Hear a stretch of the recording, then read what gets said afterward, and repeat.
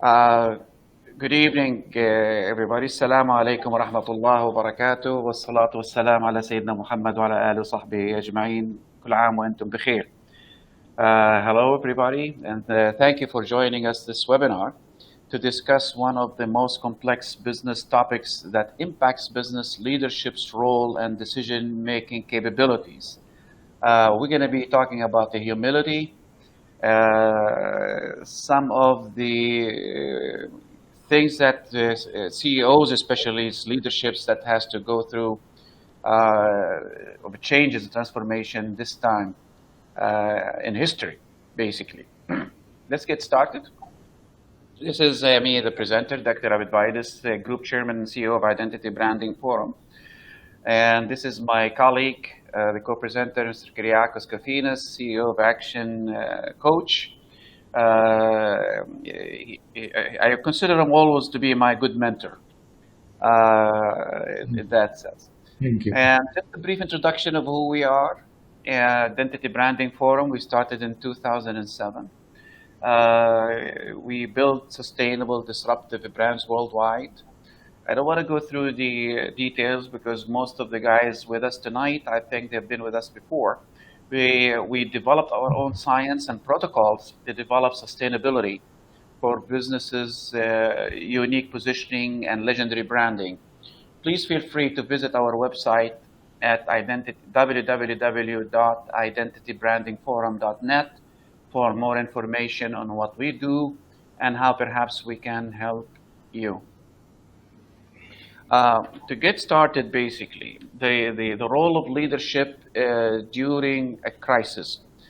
Let's briefly talk about the top dog leaderships, the chairpersons and CEO. In the United States, we have that terminology is basically who is the top dog, who is the guy that makes the phone call, who makes the calls, who lead everybody to safety. Think of it, the dog that's walking the blind.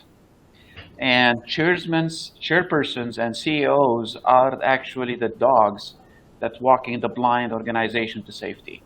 They are the guards, they are the caretakers of everything that is going on with that organization. Experienced chairpersons know that their success depends on how they walk the tightrope of being too involved or too remote in the company's strategies execution.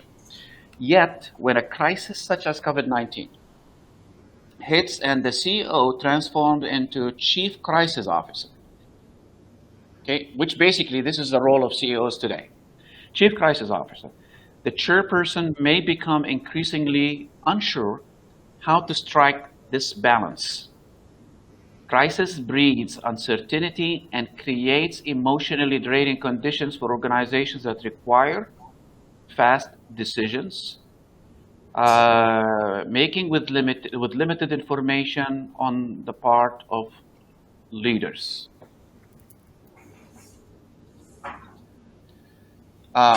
Basically, the board role to monitor the crisis response of senior executives is crucial and in the interest of all stakeholders. But it also risks creating response delays and bottlenecks. We're going through unprecedented times. So whatever schools of business we went through, whatever school of thoughts we have been embracing, throw it away. Because what's happening today, it never happened before. Science, fiction, never imagined we're going to come to a point where the whole world in history is a standstill. It's not going anywhere. Moreover, the chairperson's objective to preserve future strategic options for sustainable growth might be difficult to implement when the organization's short-term survival is on the line. These frictions can increase if the chairperson and CEO have conflicting views on crisis response measures, which in turn can divert the attention of both parties to preserving their image and reputation in the face of the media and key stakeholders. A typical damned if you do, damned if you don't situation. So this is where we are having a crisis today. What is it to be done? And whatever is to be done, it shouldn't be done. Confusing. This is exactly the situation today. We were a corporation, a business with everybody in the same place, in the same room, communicating, understanding, seeing each other, and all of a sudden we are broken apart. No longer we are there for each other. No longer we are able to sustain a relationship. Okay? Traditionally, the board of directors' job description is control and advice. As a control function, each board member ensures that senior executives act in the stakeholders' interest. The advice function contributes to corporate decision-making via strategic guidance and counseling to executive teams. For both functions, the chair builds the bridge between the board and the senior executive team, which is, of course, obviously, the CEO is a representative of it. Leading at the intersection, the CEO's changing role. Now, the subject of a chairman's role is too big and important to be addressed in this limited session of 1 hour. So we thought today to focus on the role of a CEO, being the instrumental tool of the corporation that is going to help to guide the corporations to safety. Think of it, the chairman being the captain of the ship, the CEO being the what, Kyriakos? It is the captain of the ship, and there is the lifeguard. Okay. We've been having this conversation all afternoon, but I forgot about it. Now, traditionally the board of directors, this is the functions of it. For both functions, the chair to lead at this intersection requires a new thinking. Past experience is no longer a reliable guard for future action. Now, until coronavirus, businesses were impervious, were formidable. Everything was clear, everything was solid, understood.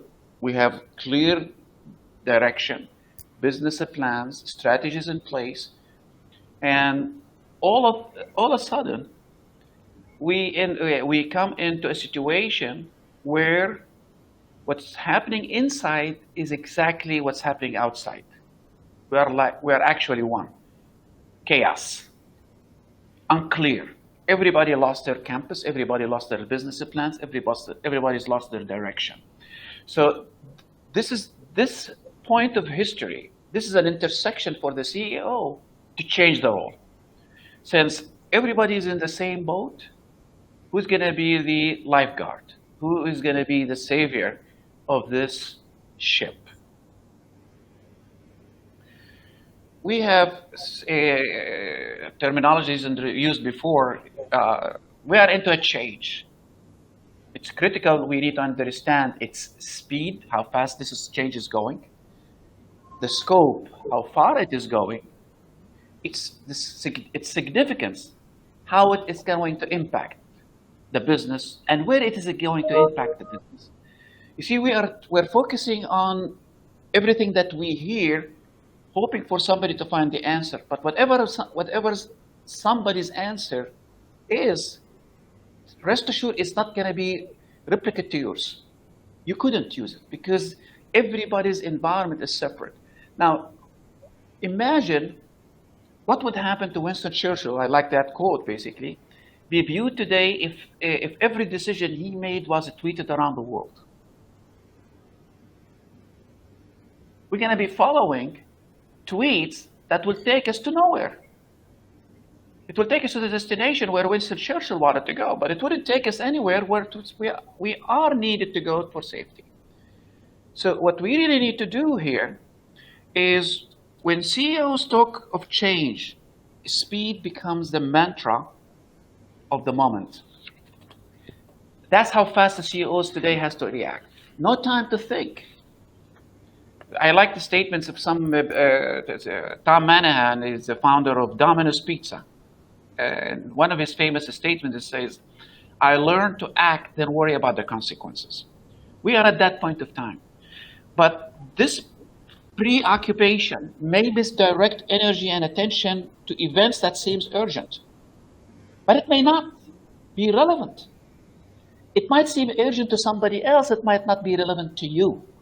So don't always take what anybody else says on their tweets or on social media or somewhere on videos to take it as urgent. Everything that we hear today is urgent, but it's urgent to somebody. What you need to discover is how relevant that urgent is to you. So you don't end up spending too much of your energy and resources on something that has nothing to do with you in the first place. Or its impact or its significance might be very minimal to you and to your organization. So it's critical to always measure, try to understand whatever change is taking place right now. How fast this is going, in consideration with your resources, how far it could potentially go, and what's most important or more important than anything else, how significant it is to your business and where it might be significant to your business. That's crucial. In fact, we are limited to a scope or significance. These are the two important measures that we really need to focus on. To prioritize, delegate, and manage the CEO's energies effectively. They need the clear understanding of the scope and the significance. Not necessarily the speed. The speed is always manageable if we understood whether it's relevant or not. With that clear understanding, the CEOs now could start minimizing corporate fear, stakeholder fear. CEOs need to be equally attuned to the speed, scope, and significance of each challenge they face. CEOs has to look at from within, where are their problems? And how significant what's happening outside to the inside. The ripple effect, the ripple intelligence, building CEO's early radar system. Critical. Anticipating how, when, and why different contexts may interact to disrupt an organization requires the development of ripple intelligence, a CEO's early warning system. Visualizing interactions of stimulus events as ripples on a pond can help leaders expect the unexpected and thus be more prepared to seize opportunities. Global trends today shows what is currently at the top of CEO's agenda is how to move from surviving to thriving. What is critical today, everything that is going around us businesses in the market has a ripple effect on the rest.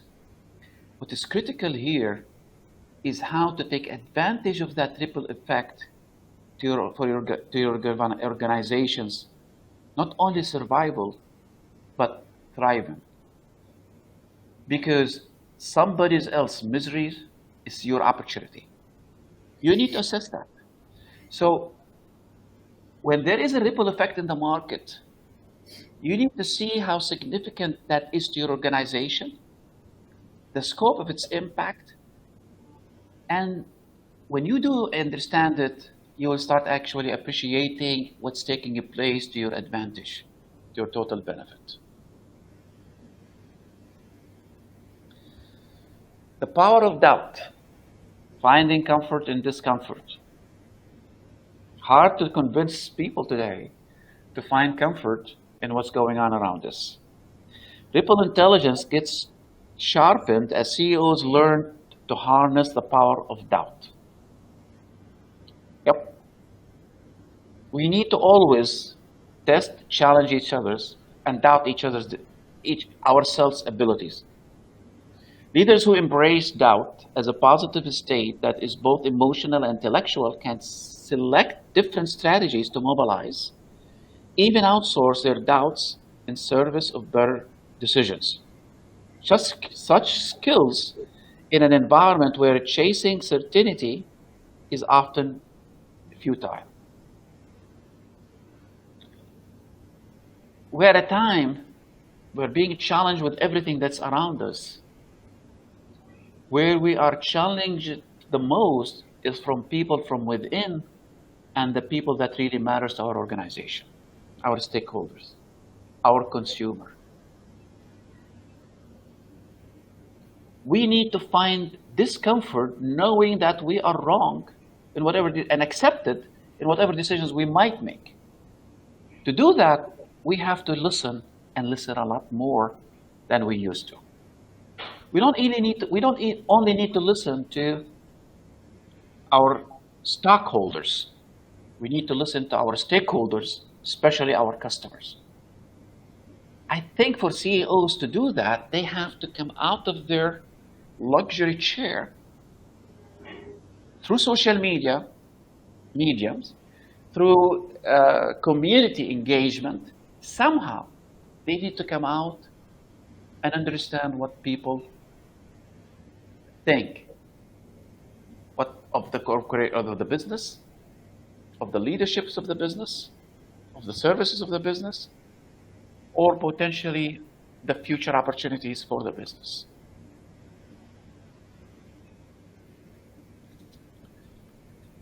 The authenticity and adaptability, another key trigger, what we call it the master paradox.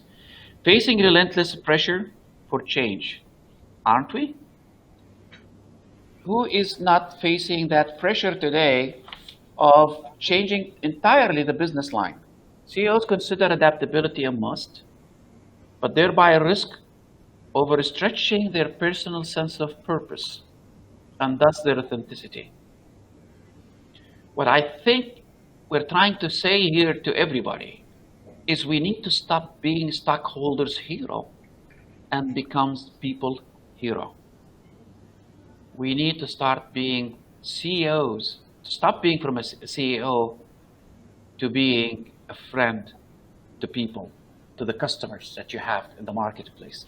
Because the biggest challenge that every business is having today, we are in a total disconnect. We're totally disengaged from our market. We no longer are able to see them walking into our offices or our stores or our malls. Instead, we don't need to wait until somebody gives us a statistics or a study why we went out of business. Effective CEOs today is the one that is going to be the dog friend of people out there at home. You need to figure out how to get there, communicate with them, understand better their perception of you, their perception of your organization, your services, your product, their perception of the future. Because who controls the future today? The decision makers at home. They are the ones who are in control of everything that is going on today. Resolving an anxiety. Okay.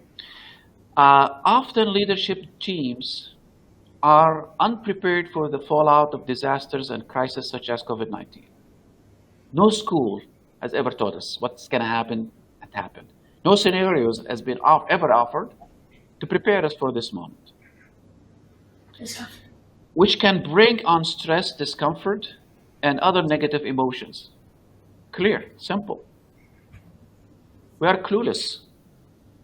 We have no radar, no communication, no contact with either the market or even our employees. The psychological challenging conditions are counterproductive when the teams could be instilling confidence in employees. This is the role of the CEO today.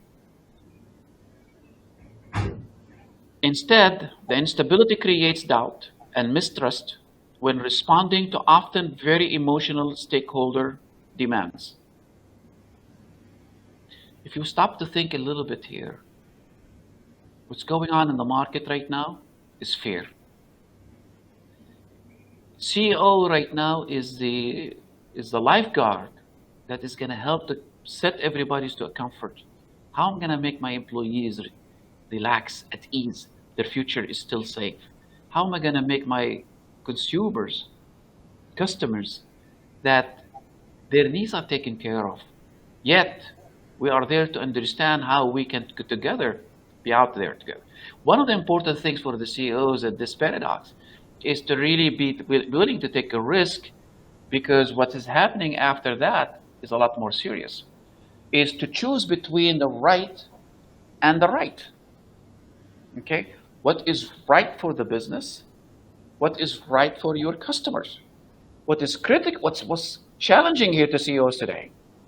What is right for my stockholders is how to save the company, cut losses, make profits. What's good for stakeholders, my customers, is quite the opposite of it. My stockholders could be demanding on me to ensure proper collection of our assets, our revenues, our money, our profits. The right CEO, the courageous CEO, is required today to do the right thing, not only for the stockholders, but also for the customers, the stakeholders.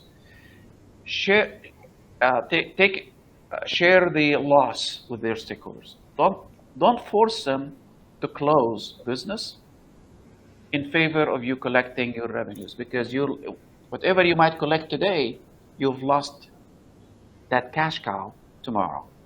So you need to create a balance in terms between right for your organization, your company, and right for your customers, the market. Remember, we need to move from surviving to thriving. And that mode requires wisdom, requires courage, bold moves, unprecedented before, and not worrying about what could be the backlashes, because somebody somewhere in your organization might get upset for now, but later when the company is alive and moving forwards profitably, they will realize that you did a great job when you took that chance and gave your customer a chance to stay alive.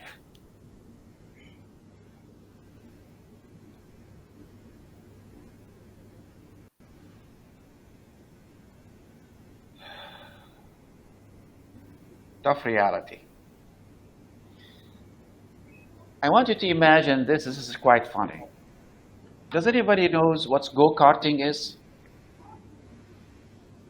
Those little buggy wheels. Yes. We used to kids are driving around the track, bumping into each other. Imagine you took your family and your kids to one of those tracks for fun ride. And instead of being given a go-kart, you've been given an F1 car. What you gonna do? What's your reaction is gonna be? Now imagine a crisis that forces your company's employees to change the way they work almost overnight. Here you are handed today, you got your title, your promotion, you're now a CEO of a Volkswagen corporation. And you wake up in the morning, all of your employees, all of your staff that you came excited to manage, instantly vanished. Not there. Scary reaction. What are you going to do? At that moment of time, when what is completely unexpected, unimagined, took place. Instead of handing your kids a go-kart, you're giving them a Formula One car. They're going to be excited while you're going to be scared. Despite initial fears that the pressure would be too great, and this is what every CEO right now is facing. But what minimize it is try to understand scope and significance of change and how relevant that is to your organization. That will help you minimize the pressure, minimize the impact, minimize the loss. Not everything you hear could be relevant to you, could have any significance on your organization. And I assure you, I'm not going to be exaggerating to say 100% of all of us, but I'm going to be modest to say 70% of businesses out there are reacting to something that has no relevance to them, has no significance on their organization. No matter how urgent it sounds to somebody else, it has no. Most likely it has no urgency to you. But we are just following the ripple effect of that fear because somebody's scared and everybody's resonating the messages through the social media. Now our decisions are impacted by that fear. We need to slow down a little bit and start thinking how significant that urgent matters to somebody else is to my business and where it could be relevant. So I know exactly how to tackle it with focusing my resources rather than exhausting everything I have on something that could potentially has nothing to do with me. Now I know exactly on a limited basis what it is that I really need to take care of. Instead of worrying about this sponge that has nothing to do with me, now I can only focus on what is relevant to me. It will create a lot of change for you. You will discover that a new way of working could be a blueprint for a long term.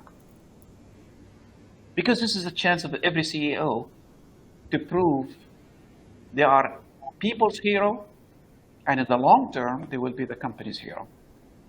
That's what leaders of many companies around the globe are finding as they respond to the COVID-19 crisis. You need to do a lot more of understanding than listening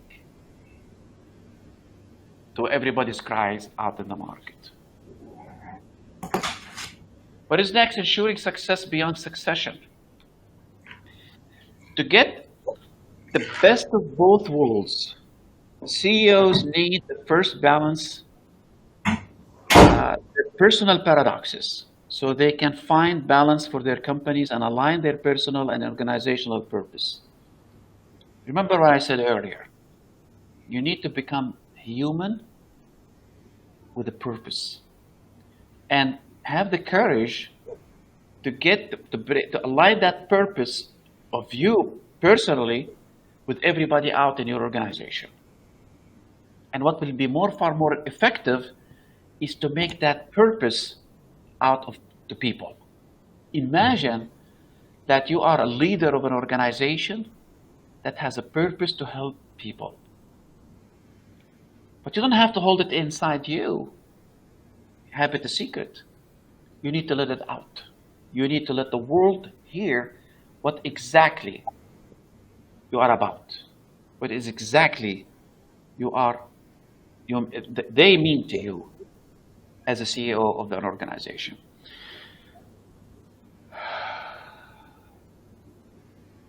We have subjects that we can talk until dawn, early morning hours, non-stop, but we have a limited time, unfortunately. Now, we need to tune in to turn outward everything that is good. Cultivating compassionate leaderships in a crisis. We have 4 qualities to summarize everything that we've talked about. Awareness, vulnerability, empathy, and compassion. These elements are critical for business leaders to care for people in crisis and set the stage for business recovery. To get the best of both worlds, we said, CEO needs to first balance the paradoxes. Then we undertook to organize this complex webinar because we believe CEOs have a critical role to play in and beyond business during this COVID-19 pandemic. Declining tenor and public trust suggest that CEOs have not aligned with changing expectations of leadership in business or society. Unfortunately, this is a reality. Everything went into hiding, unfortunately. We conclude with the practical and actionable ideas that support today's CEOs and provide a guide for future generations. Because whatever as business leaders do today will set the stone to the next stage. Now I leave the floor for my colleague, Mr. Kyriakos, to share with us his feedback, his input on some of the key points that I mentioned and elaborate on some of the few others. Thank you for listening. Kyriakos, the floor is yours. Thank you, Dr. Abed. Really a very inspiring speech covering all the different aspects of leadership. Today we live really in unprecedented times with the crisis being described as a black swan, a crisis we never had before, so unpredictable and at such a global impact right now. And of course this is the time where we see leadership really acting and showing actually the way. And this is not the first time, of course, we see leadership having the role to play, and that role actually is changing a lot during this crisis, because we've had crises before, and we've seen also strong leadership before, actually. And I would like actually to talk about leadership, and I would like to start actually what we've seen so far, also from previous crises, that is working well during all these important questions and challenges. And basically talking also and coaching leaders, what I've seen actually from leaders that they have exercised and they have managed crisis before effectively. They opened businesses, they grew businesses during the crisis, and they are also doing the same now, but that's not enough now. And I will talk about this one as well. So starting with the so-called golden rules of leadership, the first, I think, is what Dr. Abed said, is a good leader, a leader in a crisis identifies where the impact is. So it's very close actually to the reality, understands really where his people are, where all the stakeholders are, and can identify what Dr. Abed said, how significant is the crisis for the company, how far, how fast. All these questions are so critical. Hold on a second, please, because some people are complaining that there is no sound. Is anybody is having a problem with the sound? Please let us know.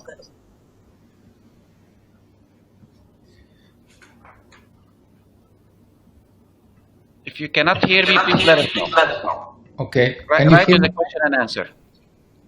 Okay. Can you hear me, Dr. Abed, now? I can hear you, but some people in the network cannot hear.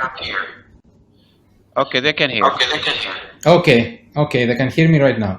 So I was talking about the first is about identify where the impact is. And that's really, it's how close the leader is with his people, the reality, the challenges out in the market. We all know the changes that are happening right now have changed the work permanently. So we are not talking about changes that will come and go. We'll talk about changes that will stay for long. Actually, I was reading a research yesterday from the US saying that the consumers in the US, they were saying that 75% of the habits they learned through the last 1.5 months, they will keep it also after the crisis. So the world has changed. This is we know that already. The second area is the leaders to be true to their principles and values. And this is important because decision making during crisis has to be done in a very high speed, in a very agile way, but also in a very ethical way, in a very efficient way. So they need really to stay connected with principles and values so that they really make the right and ethical choices during the crisis. The third, of course, is agility. Be agile without losing the sight of the goal. And this is actually what describes, I believe, the new style of leadership, the adaptable, agile leadership that is now really needed to manage the crisis. And the fourth area is the communication and the proximity the leaders they have with their own team, how close they are with their people, how they act like servant leaders, basically. So they support their people going through the crisis. And we come now to what type of leaders actually they do well during the crisis. And like with coronavirus, where we currently, until we get the vaccine, we have a combination of leadership styles. We see the same also happening right now. So we see leaders that can combine many different styles. They are servant leaders, being very close to their people, because they know that they have to work with their people and support them and keep on leading, even if they have also to go on with different opinions and different views. Is what Abed said, Dr. Abed said before. Do the right thing or have a different opinion, but keep on leading, actually, even if they disagree with what their people are saying, or even if they have to follow what their people are saying to them.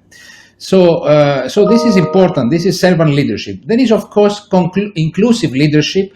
We see a lot of the people right now coming closer to the teams, the leaders to the teams, to the stakeholders, to the clients, to the partners, to their suppliers, even to the competitors, basically, as well, because this is actually the way they can really come up with the right new learnings and actions to be taken. I mean, we never seen, I think, before competitors coming so close, for example, and leaders to come close to leaders of competitive companies to solve issues with supply chain or with operations, because the challenges have been common, actually, for their companies. So this type of leadership, what we call it adaptable leadership, is really what it seems that can cope with the continuous changes we're facing right now. We are not right now in the situation we've been before, like what to do, how to do things, command and control, really fixing the plan and going ahead. Because every day situation is changing. So the leader needs every day to learn the new things happening out there, and then of course to decide and lead his team through these continuous changes. So basically the leader needs to explore two areas. One is explore himself, explore his understanding of himself and of the situation around him, because this will give him the confidence, but also the personal power and the empathy, knowing himself, to talk to all the different stakeholders, because if you know yourself well, then you know how you can actually connect and create relationships with others. If you don't know yourself and you live in an ego, then usually you are not in a physical, but you are in a real distance actually with others. So knowing yourself, understanding the situation out there is a very important now skill of the adaptable leader. And the second, which is important, is of course to understand the context, how the things are moving, not the content, because the content is changing every day, but how the things should be moving actually, and how he should actually lead the team through that one. So the new leader is more basically who you are rather than what you do. Because it's not anymore like in the old days, a leader will do one or two things and save the company, or do a big thing to change the route of a company. He needs to lead through his own way of seeing things. He needs to lead through the way actually that he expresses himself and he connects with others. We see the new leader now is important to understand really what is happening out there. There's not more a truth or a right or wrong. It's all about knowledge. It's all about knowing actually what's happening out there. Is not anymore so important the content, is more important the context. What is the framework, how the things are moving around. It's not anymore so important the alignment, because it's difficult to align with so many stakeholders and with so many changes. Is more important to be able, the leader to be able to lead through diversity, through inclusion, through delegation, because the leader knows that only through his people actually he can manage and keep on moving in this crisis. It's not so important anymore the guidance, but it's more important the experience that the leader has actually to act in this way. So he is more flexible. He can manage the failure, because failure is part of the learning, of course, as a process, not as a destination. He can also anticipate and respond to trends, because by being able every day to learn and pivot, change the plan through his people, he can also start building his skill to anticipate and respond to the trends. And of course, he is very, very familiar actually to learn and develop continuously, because things are changing continuously. And this type of leaders actually, which we have, of course, because they have been calibrated to previous experience, but now, of course, they continuously learn and develop themselves. We see that they can really lead through so much uncertainty, and even without knowing actually where the things are going in a lot of areas. And that's very, very, very interesting that we have a lot of cases now. I mean, most of the companies, they cannot declare exactly how the things will be in 3 or 6 months from now. However, this does not mean that there is not a strong leadership actually there to lead through all this uncertainty and through all this right, and of course through the people. And it's interesting actually to recognize also the new leaders in the organizations. And talking with the CEOs, one of the things that they have shared with me is that this crisis has helped them actually to see new talents and new leaders among their team members. And that came through actually through working closely and remotely actually the last 2 months.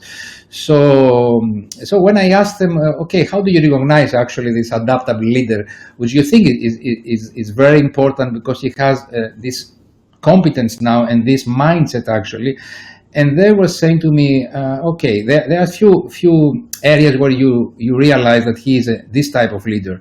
First of all, he's a guy who likes working with to put a plan and to work with a plan in mind, even if that plan changes every day. But he wants to have actually a way to lead his team through this uncertainty.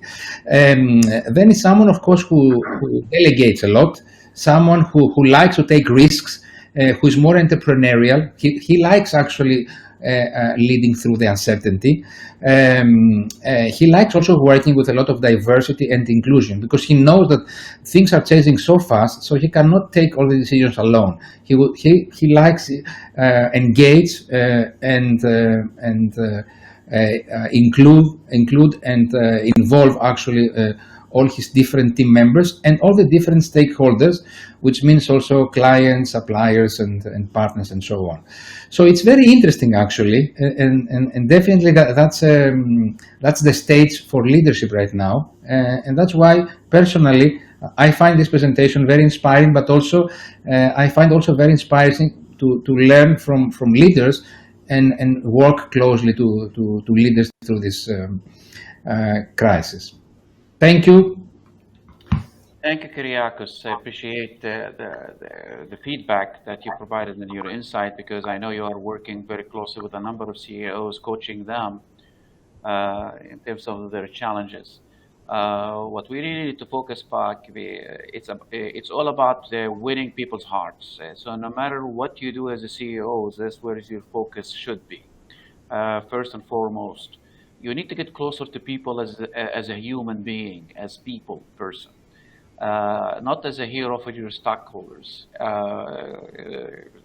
Your bottom line right now is people. Your biggest assets is people. People. That's it. That's what's going to stimulate your future. As a leader of an organization that is going to move from surviving to thriving, we can help. We have a number of programs that we've developed.